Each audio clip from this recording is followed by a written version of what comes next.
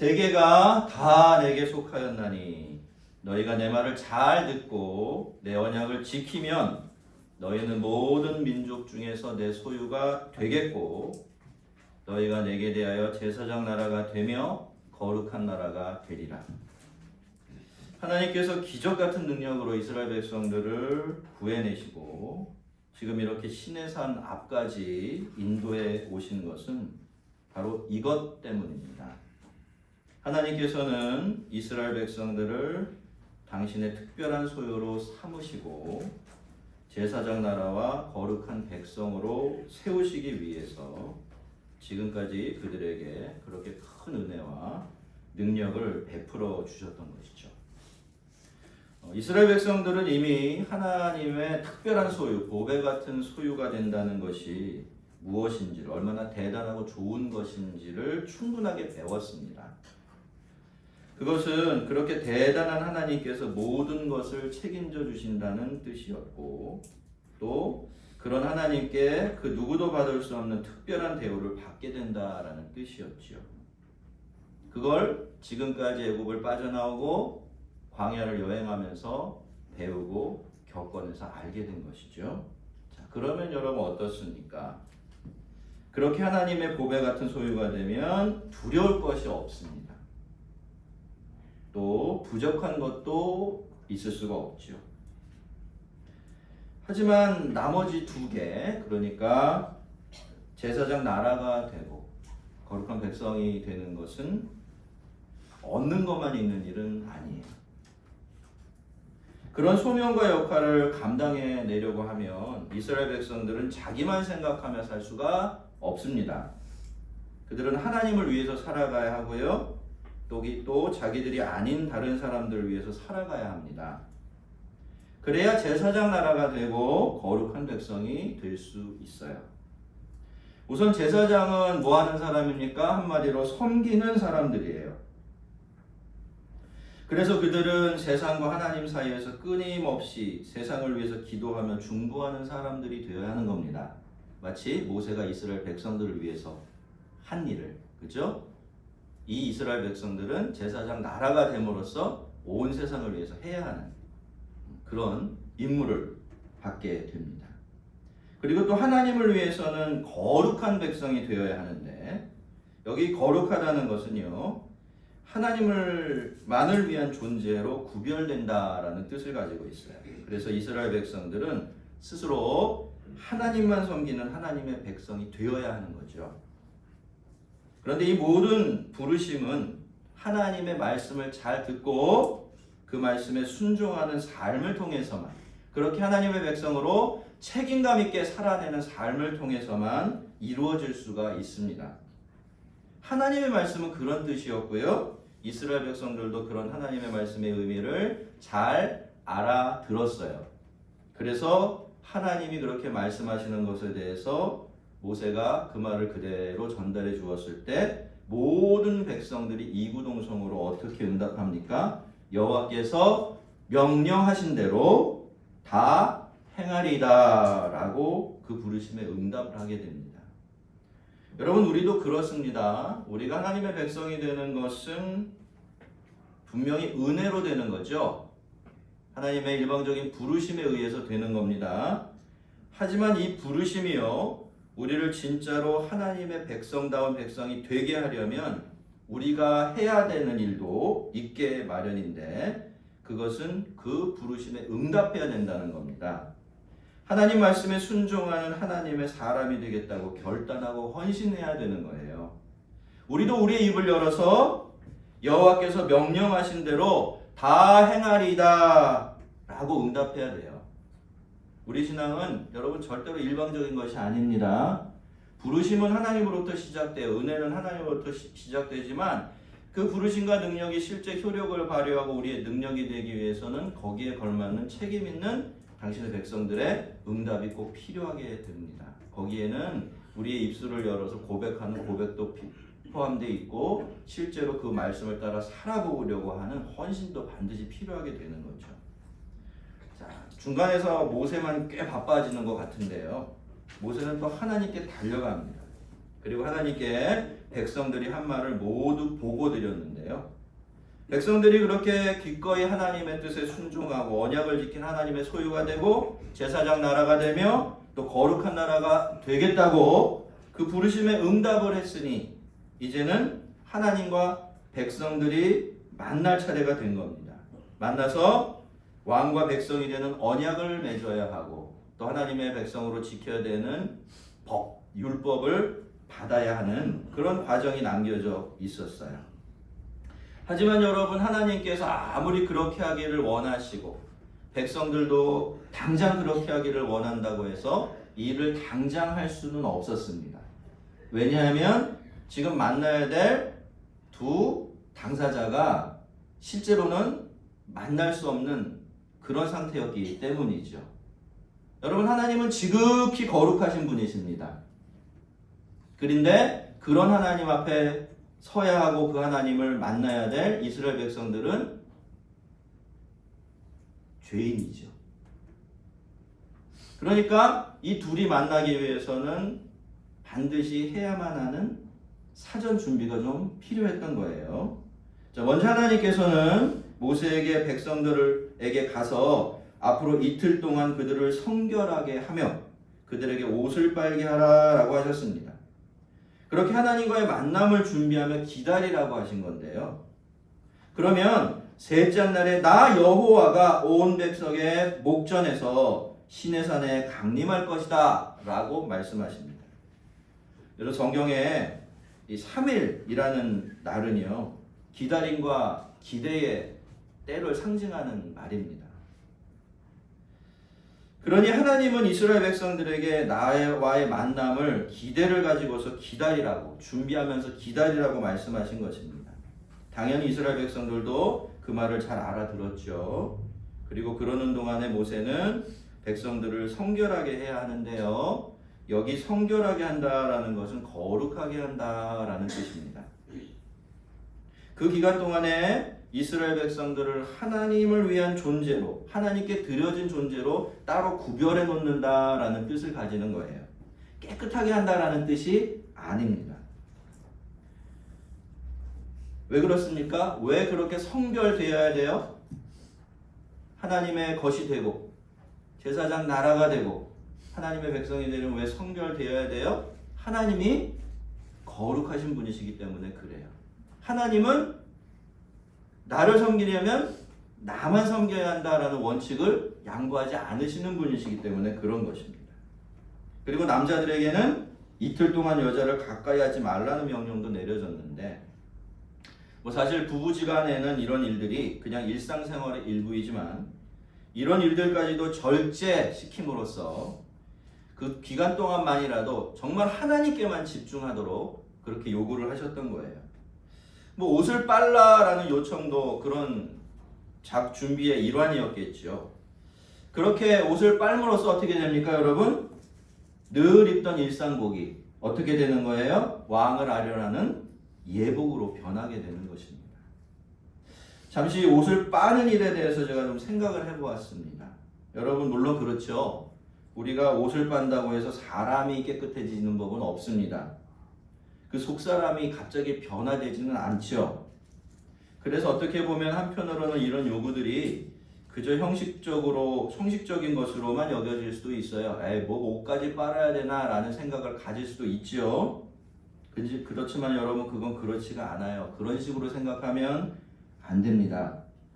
옷을 빤다고 해서 사람이 정결해지지는 않아요. 맞습니까? 그렇지만 여러분, 거꾸로 뒤집어서 한번 생각해 보세요. 옷도 빨지 않고 하나님을 만날 수가 있을까요? 더러운 옷을 입은 채로 내가 더러운 옷을 입고 있다는 사실을 알고 있으면서도 그 옷을 입고서 왕 앞에 설 수 있겠습니까? 그럴 수가 없는 것이죠. 여러분, 이것은 우리의 예배에도 그대로 적용됩니다. 우리는 예배를 준비해야 돼요. 마음을 준비하고 몸을 준비해야 합니다. 그리고 우리는 예배를 기다려야 됩니다. 여러분, 우리가 예배가 시작될 시간이 가까이 오면 하던 대화도 멈추고 다른 생각도 내려놓고 예배와 예배드리는 자기 자신, 그리고 함께 예배드리는 형제와 자매들을 위해서 기도하며 또 하나님께 집중하는 것이 그래서입니다. 여러분, 그 시간은 하나님을 기다리는 시간이에요. 하나님의 임재와 은혜를 기대하는 시간이고 우리 왕을 맞아들일 준비를 하는 시간이에요. 이 시간에 우리는 그렇게 우리의 옷을 빨고 자신을 하나님을 위한 존재로 스스로 성별하게 되는 것입니다. 그래야 여러분 예배와 우리의 일상생활 사이에 브레이크가 제대로 걸려요. 이 시간과 저 시간이 이렇게 구분되기 시작하는 것입니다. 여러분, 저는 우리 교회에 여러분이 예배를 이렇게 드리러 나올 때 늦게 오지 않으시는 걸 너무너무 사랑합니다. 정말 이건 사랑스러운 습관들이에요.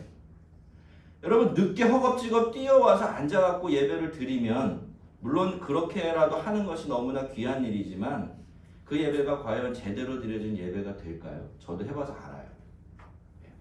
막 바빠갖고 있다가 막 헉헉거리고 와가지고 땀 닦고 숨 고르고 그렇게 예배가 시작되게 하면 예배는 제대로 드려질 수가 없어요. 그만큼 예배다워지는 가능성이 낮아지는 것이죠. 여러분, 옷을 빠는 거, 그렇죠? 이걸 형식이라면 형식이라고 할 수가 있을 겁니다만 옷도 빨지 않은 채로 하나님을 만나면 안 된다는 것도 사실이에요. 여러분, 준비라는 것은 결코 사소한 일이 아닙니다. 그 짧은 침묵과 그 별것 아닌 몸짓은 나를 위한 것이고 형제와 자매들을 위한 일이에요. 우리는 다 함께 준비되고 기다리는 자로서 하나님을 맞이해야 하기 때문입니다. 자, 하나님을 만나야 될 백성들에 대한 하나님의 첫 번째 요구가 스스로를 성결하게 하고 기대감을 가지고 나를 만날 준비를 하고서 나를 기다리라 라는 것이었다면, 두 번째 요구는요, 산 주위에 경계를 정하고 백성들이 그 경계선 너머로 넘어오지 못하게 하라 라는 것이었는데요. 하나님은 그러면서 이렇게 말씀하셨습니다. 산을 침범하는 자는 반드시 죽임을 당할 것이다 라고 말이죠.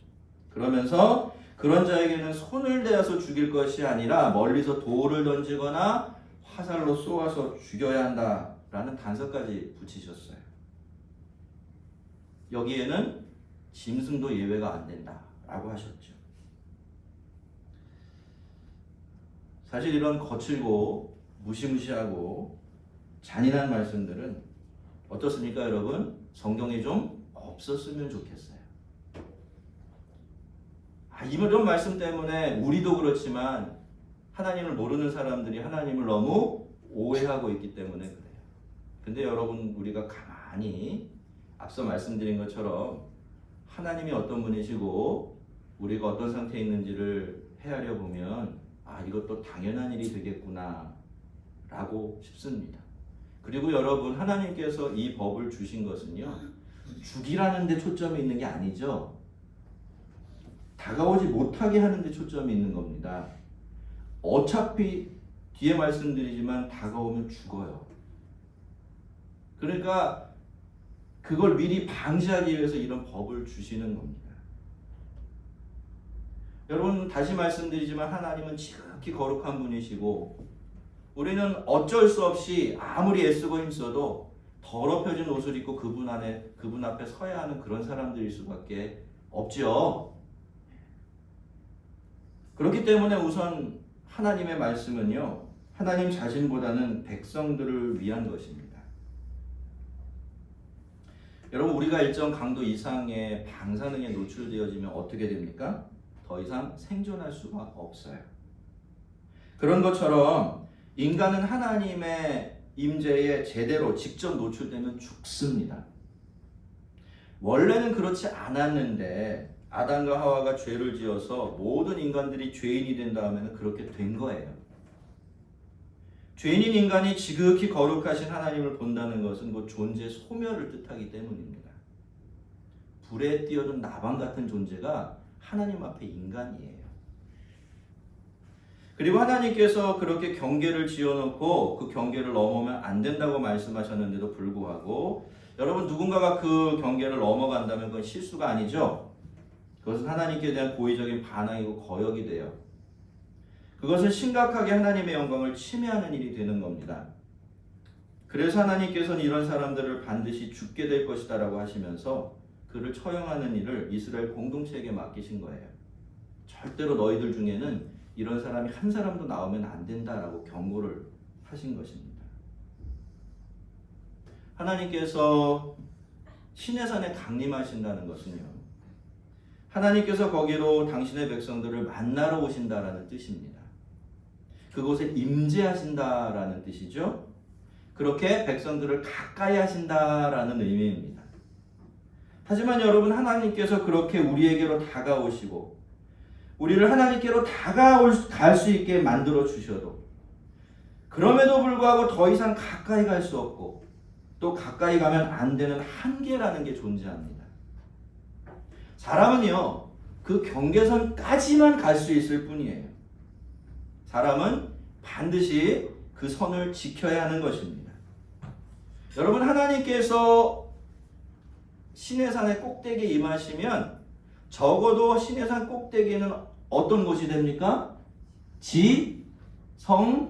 지성소가 돼요.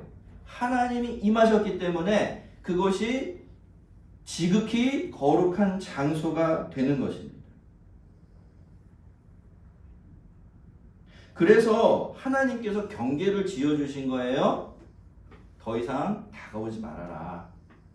충분히 안전할 공간까지 확보하면서 그렇게 말씀하신 겁니다. 너희가 내 백성이고, 그래서 나도 너희를 얼마든지 나에게 다가오게 하고 싶지만 그럼에도 불구하고 더 이상 다가올 수 없는 선이 존재한다는 거예요. 절대로 그걸 넘으면 안 된다라고 말씀하신 것입니다. 여러분, 오늘 우리에게는 더 이상 이 성전의 지성소 같은 물리적인 공간은 남아있지 않습니다. 예수님께서 십자가에서 돌아가실 때 그 육신으로 성소의장을 쫙 찢어서 의미를 아시죠? 세상과 지성소의 경계를 완전히 허물어 버리신 거예요. 그래서 우리가 지금 어떻게 할 수 있어요? 히브리서 기자가 이야기하는 것처럼 얼마든지 원하는 대로 믿음을 가지고 하나님의 은혜 보좌 앞으로 나아갈 수 있어요. 할렐루야. 그렇지만 여러분, 그렇기 때문에 하나님과 우리 사이에 존재하는 차이나 경계까지 다 없어진 것은 아니에요. 그 차이와 경계를 무시해서도 안 됩니다. 그럼에도 불구하고 하나님은 하나님이시고요, 우리는 인간이에요. 우리는 여전히 하나님의 피조물이고 하나님은 우리의 창조주이시며 하나님은 우리의 모든 것이시고 우리는 그분께 우리의 모든 것을 기대어서 살아가고 있어요. 우리의 육신적인 생명뿐만이 아니라 영원한 생명까지 말입니다. 지난번에도 말씀드렸지만 여러분, 그렇기 때문에 우리가 하나님을 대하는 유일하게 합당한 태도는 뭐죠? 하나님을 경외하는 것입니다. 하나님을 너무너무 사랑하죠. 세상에 하나님보다 나에게 귀한 분이 없어요. 그렇지만 동시에 그 하나님을 세상에서 그 무엇보다도 두려워합니다. 그분 앞에 가면 떨게 되는 것이에요. 이제 하나님과 우리 사이에 벽은 없지만요, 그럼에도 불구하고 지켜야 될 선이 있다는 것 우리가 잊으면 안 됩니다. 그리고 반드시 그 선을 지킬 줄 알아야 돼요. 우리는 우리에게 나팔을 불거든 산 앞에 이를 거라이라고 말씀하신 하나님께서 산을 침범하는 자는 반드시 죽을 것이라고도 말씀하셨다는 사실 잊으면 안 돼요. 성도 여러분, 여러분은 하나님을 두려워하고 계십니까? 지금 그 두려움으로 하나님을 예배하고 계신가요? 하나님을 사랑하는 그만큼 하나님을 두려워하고 계십니까? 여러분 꼭 그러시기를 바랍니다. 성도는요, 무엇보다도 하나님 두려운 줄 아는 사람이어야 해요. 그리고 참된 신앙은 바로 거기서부터 싹틀 수가 있는 겁니다. 오늘날 교회들이 하나님을 느끼게 해주려는 열정이 북받쳐서 하나님을 전혀 어렵지 않은 분으로 만들어 버렸어요. 그래서 지금 세대는 하나님의 어미하심이라는 게 무슨 뜻인지 모릅니다. 하나님의 영광 앞에서 떨지 않아요. 너무 가볍고 너무 친절한 하나님만 알고 있죠. 그런데 뒤에서 말씀을 드리겠지만 그래서 우리가 하나님의 은혜가 얼마나 큰지를 잘 몰라요. 얼마나 높고 크신 분이 얼마나 낮고 작은 우리에게 그 은혜와 사랑을 베풀어 주셨는지를 모른다는 겁니다. 그냥 하나님이 나를 사랑하신다 그러면 그냥 옆에 있는 누군가가 나를 사랑하는 것과 별반 다르지 않게 느껴질 때가 많은 것이죠. 여러분, 하나님을 경외하는 것은요, 하나님을 두려워하는 것은 우리 신앙의 출발점이고 기반입니다. 아직도 하나님이 두렵게 느껴지지 않으신다면 하나님께서 우리에게 꼭 그 두려움의 은혜를 주시기를 바랍니다. 모세는 산 아래로 내려와서 백성들을 성결하게 했어요. 그들을 하나님을 위해서 성별한 겁니다. 그리고 백성들은 옷을 빨았지요. 모든 남자들에게 모세는 여인을 가까이 하지 말라고 명령을 했죠. 이스라엘 백성들은 그렇게 하나님을 만날 준비를 하고서 3일을 기다리게 됩니다. 그런데 그렇게 이틀이 지나고 3일째 아침이 되자 갑자기 산 위의 풍경이 확 바뀌기 시작해요. 천둥 소리가 막 납니다. 번개가 내리쳤고요. 빽빽한 구름이 산 위에 걸려 있어서 전혀 그 너머를 들여다볼 수가 없었습니다. 그리고 큰 나팔 소리가 울려 퍼지기 시작합니다. 무슨 뜻입니까? 하나님께서 오신다는 사인이에요.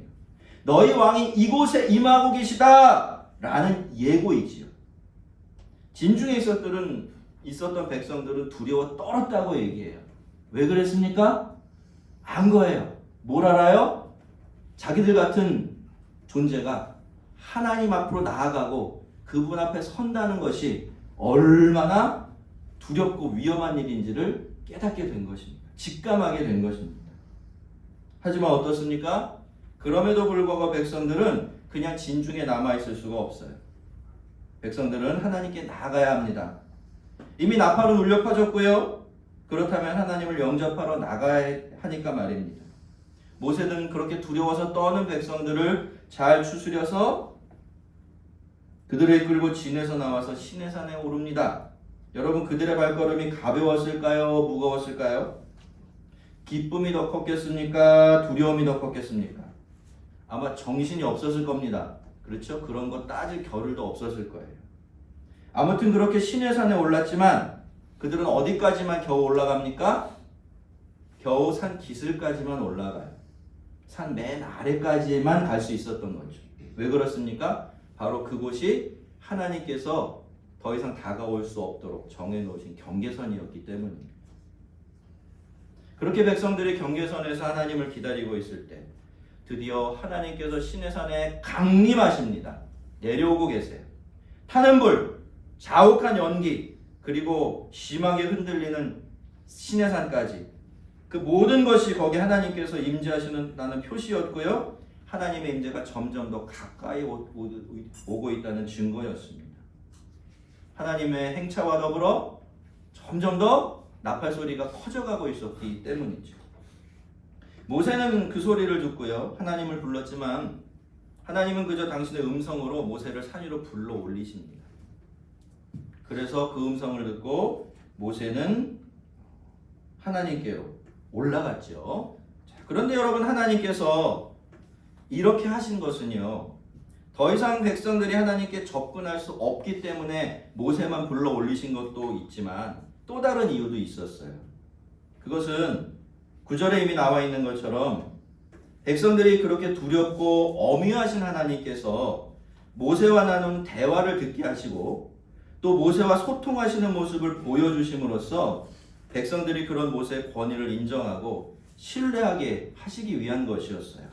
이것은 앞으로 이 백성들이 모세와 함께, 그쵸? 광야를 여행하게 될 때도 반드시 필요한 것이었지만 그 무엇보다도 지금 당장 필요한 일이었기 때문이에요. 모세는 아마 그 높은 산을 뛰듯이 올라갔을 겁니다. 다른 누가 아니라 하나님께서 거기서 자기를 부르고 계시니까 말이죠. 근데 여러분, 그렇게 허겁지겁 모세가 하나님께 올라갔는데 하나님께서는 또 같은 말씀 반복하십니다. 올라오자마자 이렇게 말씀하신 거예요. 내려가서 백성을 경고하라. 백성이 밀고 들어와 나 여호와에게로 와서 보려고 하다가 많이 죽을까 하노라. 또 여호와에게 가까이 하는 제사장에게 그 몸을 성결하게 하라. 나 여호와가 그를 칠까 하노라. 여러분, 하나님은 백성들이 자기들의 부주의함과 나태함 때문에 하나님의 영광을 더럽힐 수가 있고요. 그것 때문에 죽게 될 수 있다는 사실을 잘 알고 계셨습니다. 하나님은 실제로 그런 일이 일어날까 봐 걱정이 많으셨던 거예요. 그래서 모세가 산 위로 올라오자마자 그를 다시 내려보내시면서 내려가서 나를 만나기 전에 한 번 더 백성들을 경고하고 단돌이 하라 라고 하신 것입니다. 아마 모세는요, 그런 하나님이 꽤나 섭섭했던 것 같아요. 왜 그렇습니까? 이게 자기가 힘든데 그거는 전혀 헤아려 주지 않고 또다시 내려가서 백성들을 단돌이 하라고 백성들만 걱정하고 있으니까 말이죠. 그래서 사실 이 모세는요, 좀 약간 볼멘 소리를 합니다. 하나님, 이미 다 시켜 놓았어요. 제가 이미 준비 작업 끝내놨고 단단히 주의를 줬으니까 그런 일은 일어나지 않을 겁니다 라고 이야기를 했죠. 그런데 하나님은요, 모세 그런 이야기 들은 척도 하지 않으십니다. 그냥 똑같은 말만 반복하세요. 내려가서 다시 한번 절대로 그 선을 넘지 않도록 백성들을 준비하고 자기를 더럽히지 않고 나를 기다리게 하라 라고만 말씀을 하십니다. 물론 여러분, 모세의 말대로 우리가 보기에는 하나님이 이 일에 대해서 좀 과민한 것 같기도 해요. 하지만 여러분, 하나님은 그러실 수밖에 없으셨습니다. 하나님은요, 인간이 어떤지를 너무나 잘 알고 계셨고, 그래서 사람이 하나님을 만나는 일이 얼마나 위험천만한 일이 될 수 있는지 잘 알고 계셨기 때문이죠. 여러분, 인간은 부주의합니다. 그래서 그것이 선하든 악하든지 간에 자기 열정에 북받치게 되면 넘지 말아야 될 선을 쉽게 넘어버려요. 하나님을 섬긴다는 확신을 가지고 아무렇지도 않게 악하고 불의한 일을 하고 거짓말을 할 수 있는 게 인간이에요. 부주의함 때문에 그런 겁니다. 자기를 헤아리고 하나님을 헤아릴 줄 모르기 때문이죠. 그런데 여러분, 그것이 하나님 앞에서는 때로 엄청난 죄가 되는 거예요. 어느 정도로? 존재가 소멸되고 죽을 수밖에 없을 정도로 말이죠. 그래서 하나님은 그런 일이 일어날까봐 그렇게 힘들게 산 위로 올라온 모세를 급하게 다시 산 아래로 내려보내셨던 것입니다. 여러분, 모든 관계 다 그렇죠. 그 관계라는 것은요, 서로가 선을 지킬 때 비로소 풍성하고 복되게 유지될 수가 있습니다. 만남이 저주가 되고 불행한 일이 되지 않으려면요, 그래서 서로가 선을 지켜야만 하는데, 이것은 신앙이라고 하는 하나님과 우리 사이의 관계에서도 다르지 않아요. 아니, 이 관계 안에서는 이 선이라는 것이 훨씬 더 예민하게 작용합니다. 원래 여러분, 죄인이 하나님을 만나고 모시고 산다는 것은 정말로 위험한 일입니다. 다행히 하나님께서 예수님의 십자가를 통해서 그 위험을 제거해 주셨고, 그래서 지금 우리가 얼마든지 은혜 보좌 앞으로 나아갈 수 있게 되었지만 말이죠. 하지만 여러분, 말씀드렸듯이 그래도 하나님은 하나님이시고 인간은 여전히 인간입니다. 여러분, 생각해 보세요. 그림을 그리고 있는 거죠. 하나님이. 하나님은 하늘에서 시내산 꼭대기로 강림에 내려오십니다. 그런데 모세는 하나님이 허락하시고 하나님이 부르셔야만 하나님을 만나러 그 꼭대기로 올라갈 수 있을 뿐이죠. 일반 백성들은 어떻습니까? 그 산 아래 경계선을 절대로 넘어갈 수가 없습니다. 여러분, 하나님이 하나님이시고 우리가 사람이라는 것은 바로 이런 뜻이에요. 하나님과 우리 사이에는요, 절대로 깨지지도 않고 넘어설 수도 없는 경계가 존재한다는 뜻입니다. 그리고 하나님을 섬기려고 한다면 그 선을 헤아리고 지키는 일에 최선을 다해야 된다라는 거예요. 여러분, 앞서도 말씀을 드렸지만요, 왜 하나님이 우리에게 은혜를 주셔도 우리가 그 은혜가 얼마나 대단한 은혜인지 모를까요? 그것은 하나님의 크심과 높으심을 제대로 인식하지 못하고 있기 때문에 그래요. 나처럼 낮고 작은 인간에게 보잘것없는 인생에게 그 높고 위대하시고 광대하신 하나님께서 관심을 가지고 계시고 사랑하시며 은혜를 베푸신다는 일이 얼마나 대단한지 모르기 때문에 그렇습니다. 여러분, 그래서 신앙이라는 것은요, 나만 생각하면 안 돼요. 내 중심이 되면 안 되는 겁니다. 그러면 이 은혜를 잃어버리고 은혜를 은혜답게 지켜낼 수가 없어요. 하나님이 아무리 나를 사랑하시고 은혜를 퍼부어 주셔도 그거 대수롭지 않게 여기게 되는 겁니다. 왜요? 하나님을 그저 나보다 조금 더 높은 분으로만 여기기 때문이에요. 여러분, 하나님과 인간 사이에는, 여러분과 하나님 사이에는 넘으면 안 되는 선이 있어요. 하나님도 그 선을 넘어오지 않으시고, 그렇죠? 우리가 어떻게 될까? 우리도 그 선을 넘으면 안 됩니다.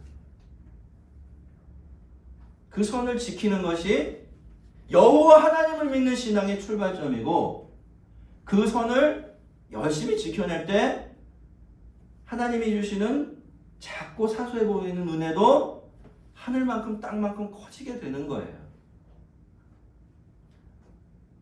여러분, 하나님은 우리를 한없이 가까이 하시고 싶어 하십니다. 맞죠? 그러나 우리 쪽에서는 늘 지켜야 될 선이 있어요. 하나님을 섬기고 예배할 때 늘 그 선을 넘지 마시기를 바랍니다. 그것은 우리의 삶을 복되게 하고 우리와 하나님이 그분의 백성과 그분의 자녀로 함께 살아가기 위한 기초가 되는 것입니다. 여러분, 우리 신앙은요, 원래부터 이중적인 거예요.